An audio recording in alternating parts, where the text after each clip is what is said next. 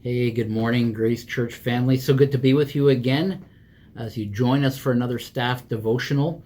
It's March. Wow, I can really feel spring in the air. I hope you can too.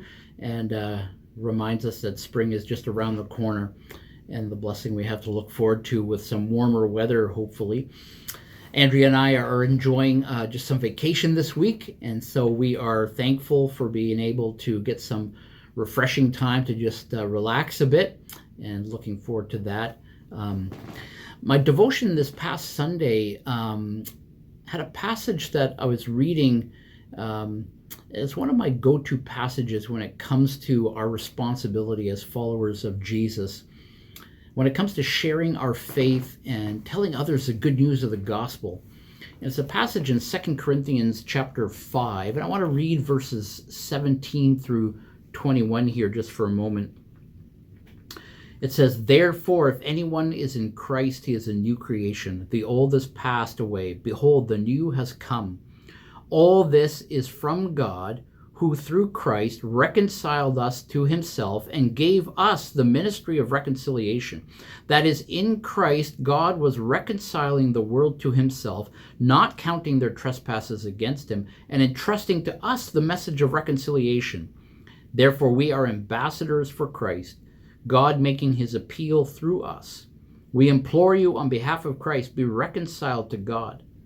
For our sake, he made him to be sin who knew no sin, so that in him we might become the righteousness of God." What an exciting passage, a great rich passage for us to look at today. First Paul reminds us in this passage what it means to be a Christian, to put our faith and trust in Jesus. When that happens, we become a new creation. We are recreated, if you will, which kind of reinforces what Jesus talked about back in John chapter 3. Remember when he was talking to Nicodemus? He said to Nicodemus that you need to be born again. And so when we put our faith and trust in Jesus, we become born again. We're recreated. And so through faith, we have been then reconciled to God, Paul says. But we're not to be idle Christians. We're not to just accept God's gift of salvation and then just carry on with life, if you will. No, God has a job for us to do. Look at verse 18 again. It says, God gave us the ministry of reconciliation. Now Paul's talking there about the apostles, but all of us as followers of Christ are ones that carry this message of reconciliation. And Paul elaborates on that in verse 19. He says, God was reconciling the world to himself through Christ. But then it says that he entrusted to us this message of reconciliation. And then in verse 20, it just really clarifies things where Paul calls us ambassadors for Christ. We are his representatives here in this world. And Paul says that God is making his appeal to the world through us, through followers of Jesus. What an incredible privilege that is, but it's also a great responsibility. Are you living as an ambassador of Christ? Are you taking God's message of reconciliation to people that you connect with in your day-to-day life? You see, that's our responsibility as followers of Jesus.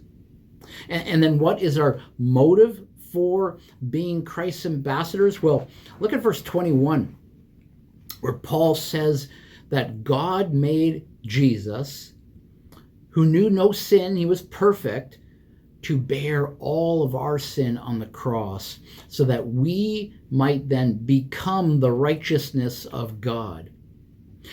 Isn't that amazing? We have become God's righteousness through faith in Jesus. For everyone who puts their faith and trust in Jesus, God doesn't see our sin anymore. He sees Christ's righteousness in us. What an incredible blessing. And so why wouldn't we want to be Christ's ambassadors, his representatives? Because of what he did for us on the cross. The sacrifice he made, taking our sin to the cross to pay the penalty for our sin. That's a great challenge, I think, for us. Let's strive then to be these messengers of reconciliation that Paul talks about here, to be truly ambassadors for Christ, his representatives in the world that we live in and in the people that we meet in our day-to-day lives. Let's be ministers of reconciliation, carrying the message of reconciliation, the gospel, the good news of Jesus Christ. Well, I know that's a lot to take in, but I hope that challenges you in the weeks to come, and that it also encourages you. You're a new creation, but then you have this wonderful responsibility to be also a messenger of reconciliation.